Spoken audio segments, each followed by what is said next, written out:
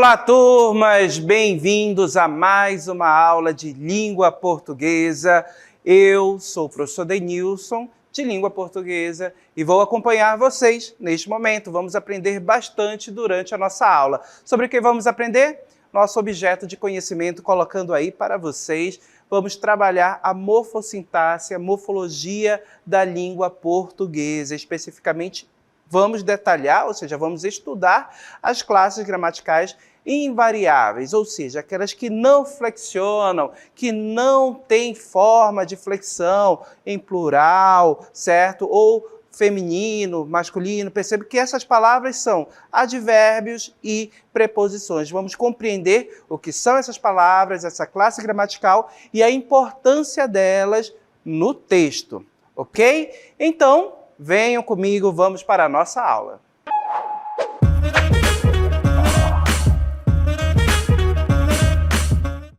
Já que vamos falar de classes gramaticais, certo? Classe de palavras invariáveis, vamos compreender bem essas classes, ou seja, essas palavras, no texto, no uso no texto, ok? Então, convido vocês a ouvir a declamação de um poema, prestem bastante atenção nas frases, nos versos, no que será dito nesse poema e, em sequência, vamos analisar e verificar as classes de palavras. Vamos lá. A vida é tão bela que chega a dar medo. Não é medo que paralisa e gela, estátua súbita, mas esse medo fascinante e fremente de curiosidade que faz o jovem felino seguir para a frente farejando o vento ao sair, a primeira vez, da gruta. Medo que ofusca. Luz.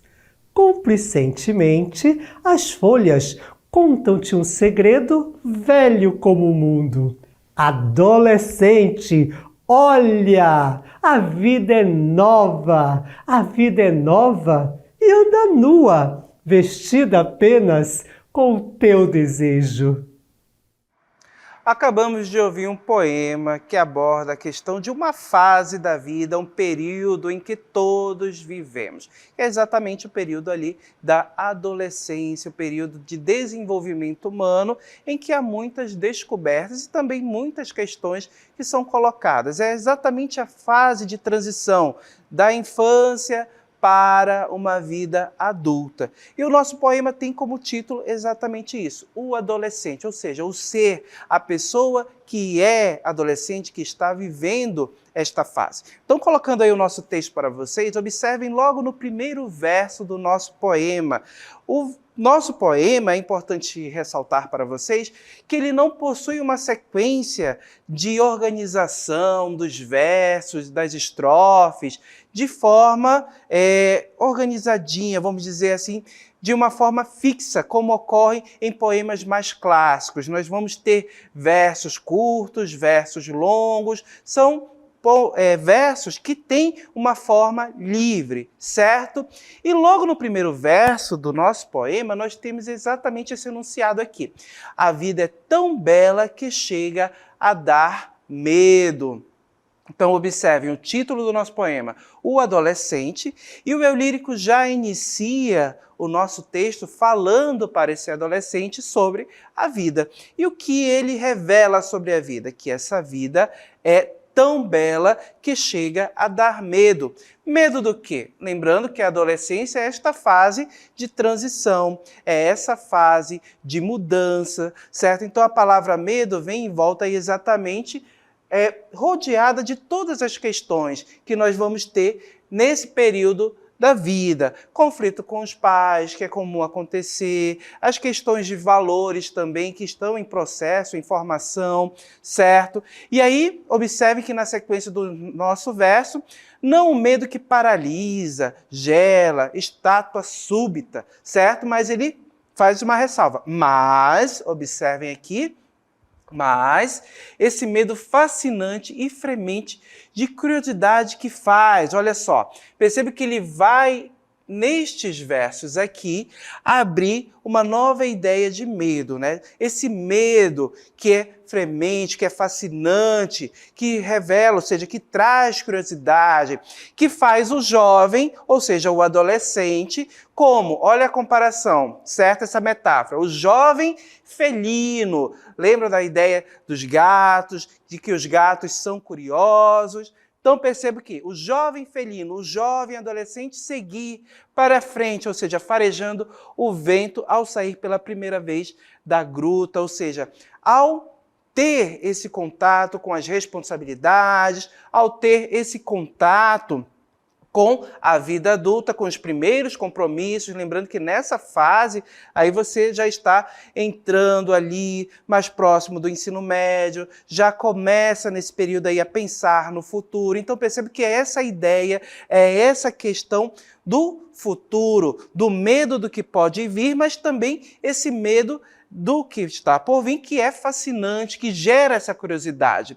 Ó, medo que ofusca, luz, certo? Então perceba essa luz como algo que revela oportunidades, como algo que traz esses sentimentos do que é novo para o adolescente. E observe, complicentemente, ou seja, o modo, as folhas contam um segredo, velho como o mundo. Adolescente, olha, a vida é nova e anda nua, vestida apenas com o teu desejo. E qual é o desejo? Aquele desejo de conquista, certo? Nesses últimos versos, olha só, a vida anda nua e vestida com o teu desejo. Quais são esses desejos? Nessa fase, quais são os pensamentos, o que queremos? Então a gente pode pensar nesses versos, nesse trecho aí, com os desejos, com os sonhos, aquilo que você quer, aquilo que você busca para o seu futuro,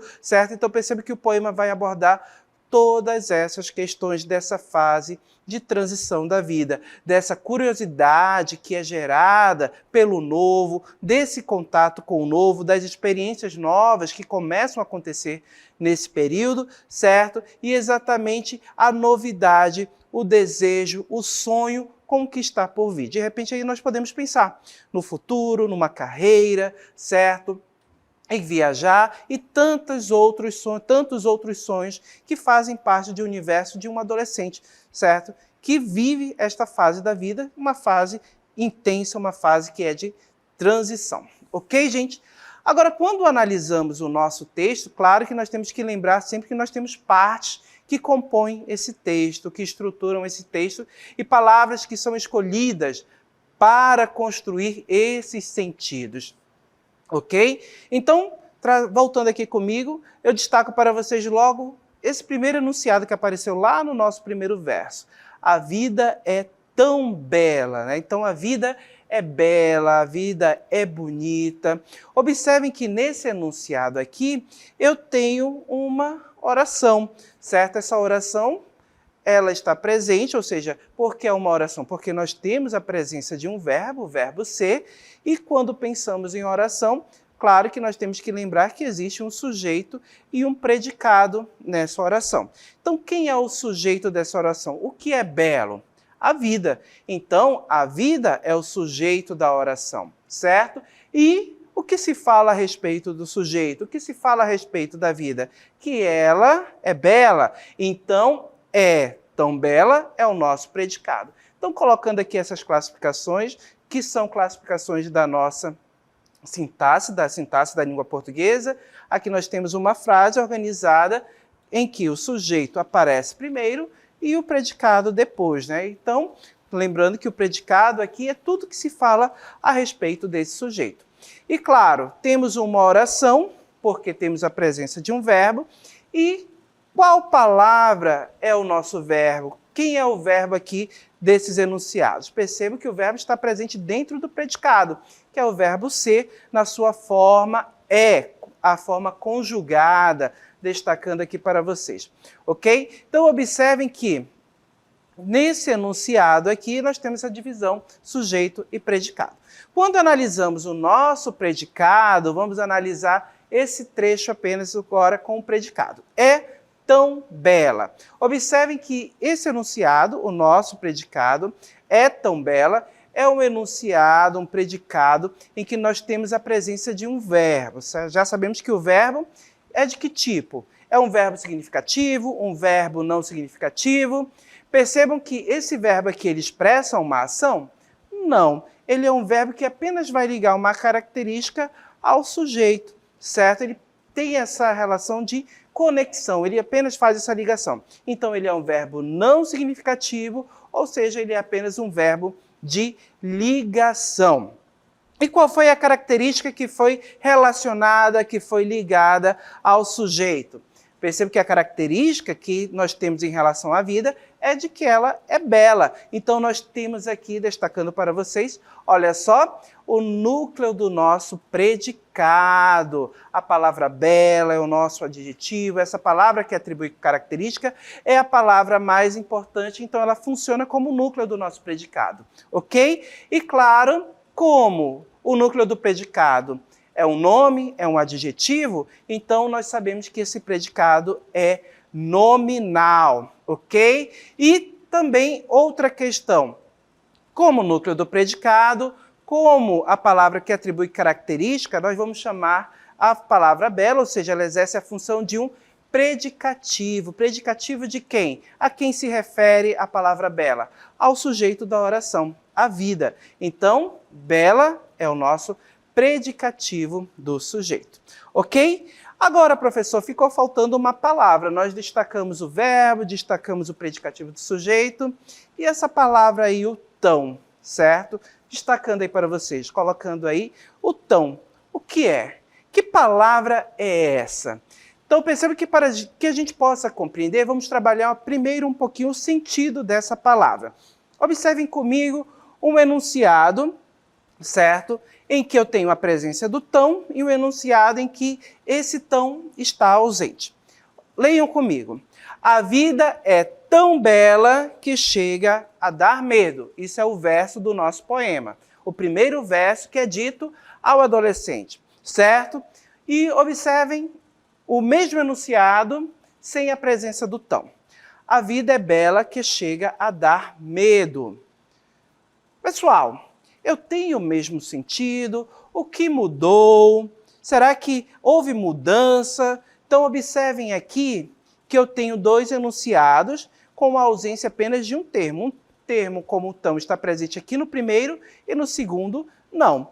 Mas observem também que, com a presença do tão, eu tenho ali uma ideia de intensidade, né? Qual desses dois versos aqui seria mais expressivo para o poema? Voltando aqui ao nosso texto, olha só.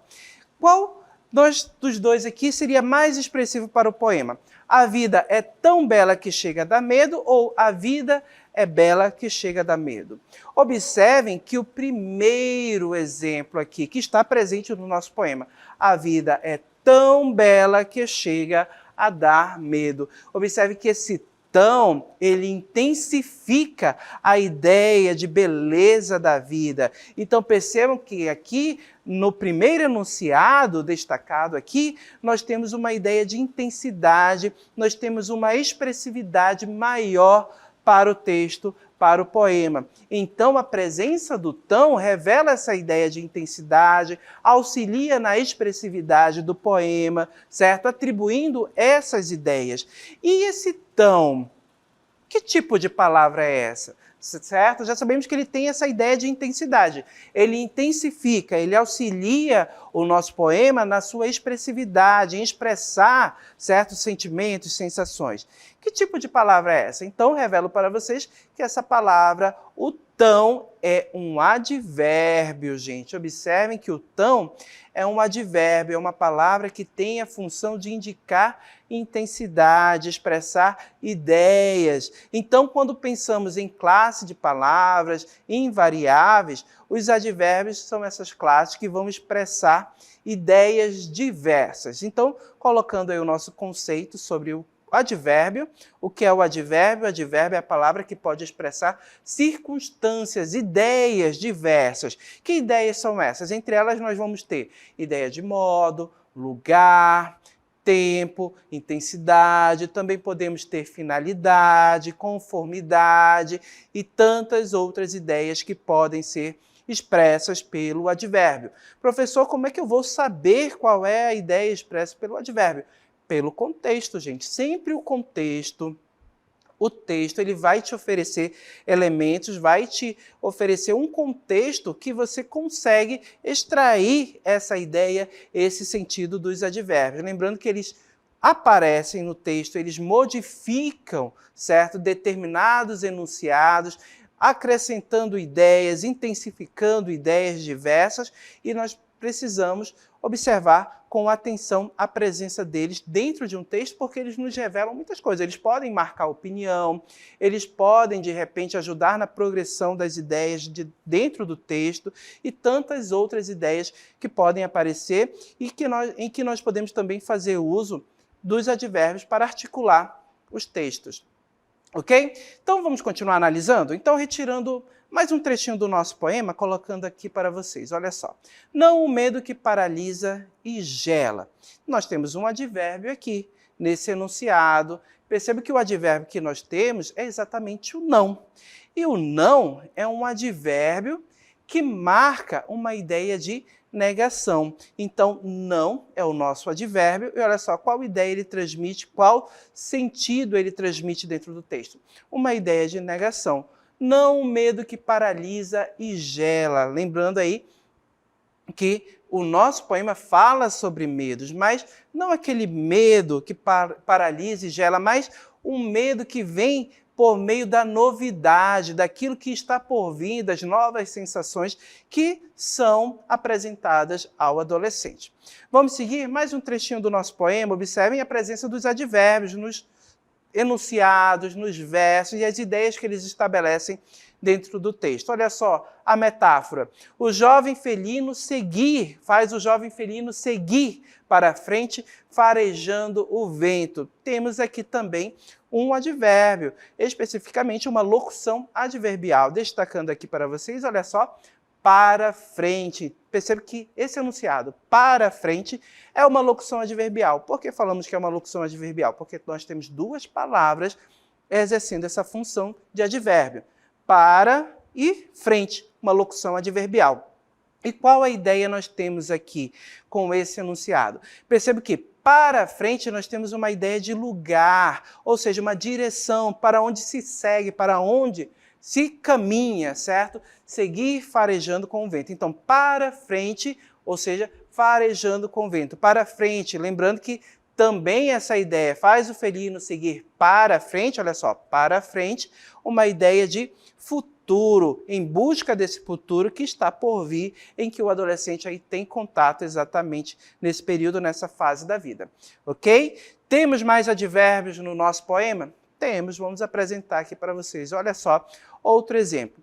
Ao sair a primeira vez da gruta, temos outro advérbio aqui, outra locução adverbial. Qual é a locução adverbial? Qual é o advérbio que aparece? Exatamente aqui, da gruta. Observem que nós temos essa locução adverbial, certo? Que expressa para a gente uma ideia. Qual é a ideia? A ideia de lugar, mais uma vez, ou seja, o local de onde se sai, de onde o adolescente, né, estava e, claro, para onde ele vai. Destacando aqui a ideia, colocando para vocês, olha só, a ideia exatamente de lugar. Certo, gente? Vamos seguir? Então, temos mais um enunciado aqui, olha só. Cúmplicemente, ou seja, as folhas contam-te um segredo. As folhas contam-te um segredo. Destacando o nosso advérbio. Cumplicentemente, certo? Cumplicentemente é o nosso advérbio. E perceba que eu destaquei essa terminação, mente, porque as palavras que costumam terminar com esse enunciado, ou seja, com essa terminação mente, com esse termo, elas costumam ser advérbios. Então, temos aqui o nosso advérbio. E qual a ideia que ele expressa para a gente? Exatamente a ideia de modo, colocando aqui para vocês, que também está presente a forma como as folhas contam, revelam ao adolescente o segredo, tudo aquilo que está por vir, ok? Na sequência, mais um enunciado. Ontem nós ficamos em casa, certo? Então, esse enunciado aqui não faz parte do nosso poema, né? Mas perceba que ontem nós ficamos em casa. Mas nós temos um advérbio aqui também que expressa uma ideia que é muito comum fazermos uso no nosso dia a dia. E qual é esse advérbio? O ontem, certo? E o ontem é um advérbio que expressa a ideia de tempo, certo? Tempo, momento, quando a ação ocorreu, quando ela aconteceu. Outro advérbio que nós poderíamos destacar aqui nesse enunciado também é o em casa. Em casa é uma locução adverbial indicando o lugar. Ontem nós ficamos em casa. Ficamos aonde? Em casa. Ok? Vamos seguir colocando mais um enunciado aqui. Esse medo fascinante e fremente de curiosidade.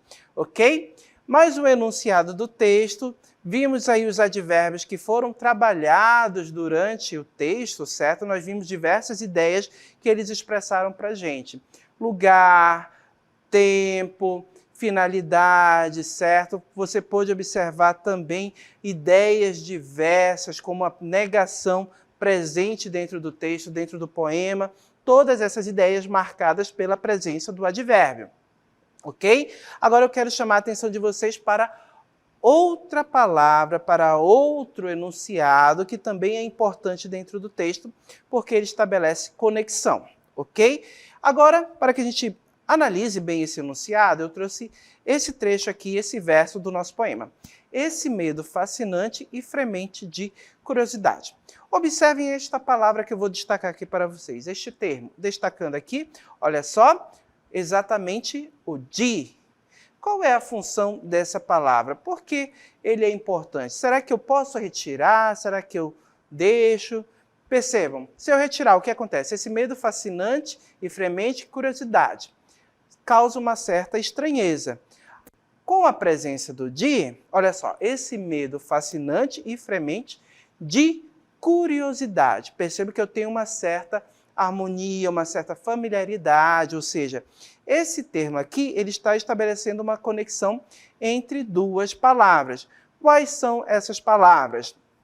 Fremente e curiosidade. Estes dois termos. Então, o de, destacando mais uma vez para vocês, percebam que ele é a nossa preposição, certo? Percebam que ele faz a conexão entre essas duas palavras, certo? E ao conectar, percebam, vamos avançando aqui, colocando para vocês, ao conectar, ele estabelece uma relação entre essas palavras, ele faz uma ligação, ele liga duas palavras. Percebam que ele ligou o adjetivo fremente e o substantivo curiosidade, certo? Então percebo que ao conectar, ele também vai estabelecer ideias, certo? Então, só destacando para vocês mais uma vez, esse de, ele liga as palavras e qual é a classe gramatical dele? Qual é a classe de palavras? Exatamente a preposição, certo? Então, a preposição tem a função de ligar palavras, termos. Colocando o nosso conceito aí para vocês, olha só, a preposição é o termo que tem a função de conectar palavras. Guarda esta informação, ok? Mas, assim como os advérbios, as preposições, gente, quando elas conectam palavras, termos, enunciados diversos, elas também podem estabelecer sentidos diversos, sentidos diferentes ao estabelecer essa conexão, essa relação entre as palavras. Vamos entender? Então, colocando aqui para vocês, olha só, mais uma vez, um exemplo. Olha só. A vida é nova e anda nua, vestida apenas com o teu desejo. É mais um verso do nosso poema que nós lemos e analisamos durante a aula. E eu destaco aqui para vocês a nossa preposição presente aqui. Qual é a preposição? É o com. O com é uma preposição. E percebam que, olha só, a vida é nova e anda nua, vestida apenas com o teu desejo. Esse com, qual é a ideia, qual é o sentido que ele estabelece aqui nestes versos? A presença dele traz uma ideia. Qual é essa ideia? Perceba que ele traz para a gente uma ideia de quê? Colocando aqui para vocês, olha só, de companhia, de acompanhamento, certo? Então perceba que a vida anda vestida com quem? Com o teu desejo, com os teus sonhos. Perceba que essa é a ideia do desejo, do sonho que nós temos no nosso poema, certo? Então a preposição com faz a relação entre a vestida, olha só, vestida, certo? Com os teus desejos. A vida é nova e nua e anda vestida, certo? Vestida com o quê? Com o teu desejo. Então a preposição com traz essa ideia de companhia para a gente, ok? Mais um exemplo, colocando aqui para vocês. Olha só. São lindos os olhos de Patrícia. Tem preposição aqui? Tem também. Nós temos preposição que faz a relação entre dois termos, liga duas palavras. Qual é essa preposição? Já identificou? Colocando aqui para vocês. Olha só, é a preposição de, mais uma vez, certo? Então, percebo que essa preposição de, ela conecta duas palavras. Quais são as palavras? Olhos e Patrícia. Mas ao fazer essa conexão, eu tenho um sentido que foi gerado aqui com essa conexão, com essa relação entre essas duas palavras? Tenho sim. Qual é o sentido? Qual é a ideia que se estabeleceu aqui? É exatamente a ideia de posse, gente. Então percebo que a preposição de pode estabelecer essa ideia de posse. Os olhos de Patrícia, o carro de Pedro, certo? Então percebam que a preposição de pode estabelecer ideias de posse dentro do texto, dentro das frases e orações. Mais um exemplo, colocando aqui para vocês, olha só. Parou para abastecer o carro. Temos mais uma preposição aqui. Qual é essa preposição? A preposição para. E, por ser uma preposição, percebe que ao aparecer neste enunciado, nós vamos ter uma ideia também estabelecida por ela, pela presença dessa preposição, conectando os termos dessa oração. E qual é a ideia? Percebam, parou para abastecer o carro, traz para a gente uma ideia de finalidade, certo? De motivo pelo qual houve essa parada, certo, gente? Mais um exemplo, vamos colocar aqui para vocês, olha só. É melhor não falarmos sobre futebol. Observem, preposição sobre, certo? A preposição que eu destaco aqui para vocês. E observem que essa preposição traz também uma ideia, traz um sentido para dentro desse enunciado. Qual é o sentido, qual é a ideia que ela estabelece com a sua presença aqui? É exatamente a ideia de assunto, ou seja, do conteúdo, sobre o que se fala. Então, é melhor não falarmos sobre futebol. Então, sobre estabelece aí um sentido, uma ideia de assunto. Ok? Mais um exemplo, colocando aqui para vocês, a bicicleta é de alumínio. Já vimos que a preposição de, certo, está presente aqui. Vamos destacar para vocês. Mas será que essa preposição ela estabelece mais uma vez a ideia de posse? Percebam que não. Aqui eu não tenho a ideia de posse, eu tenho uma outra ideia. Então percebam que a preposição de, ela pode estabelecer a ideia de posse em determinado contexto, mas em outro contexto ela pode expressar outra ideia também. E qual a ideia que ela está expressando aqui?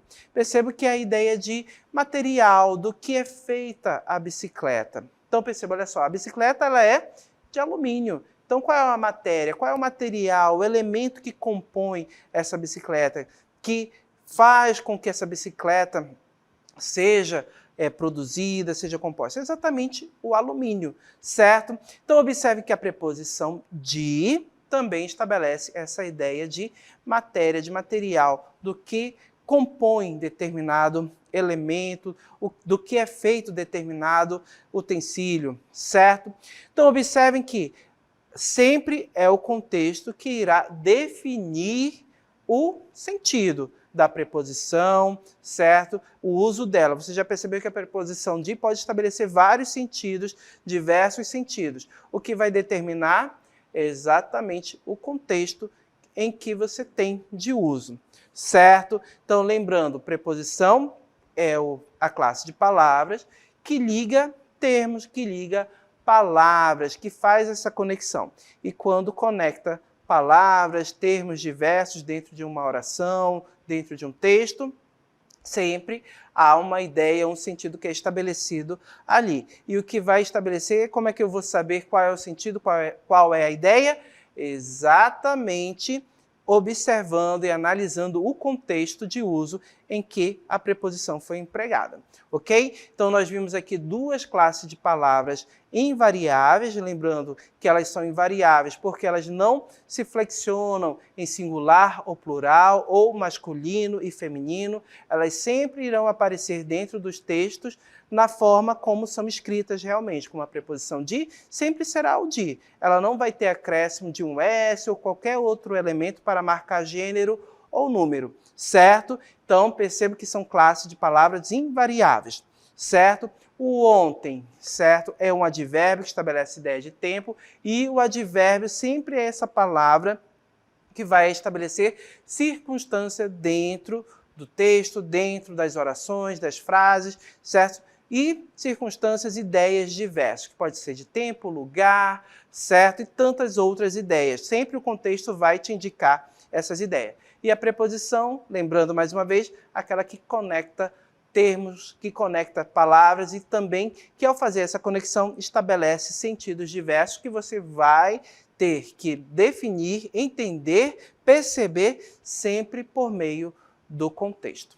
Ok? Compreendido? Então, gente, encerramos a nossa aula aqui.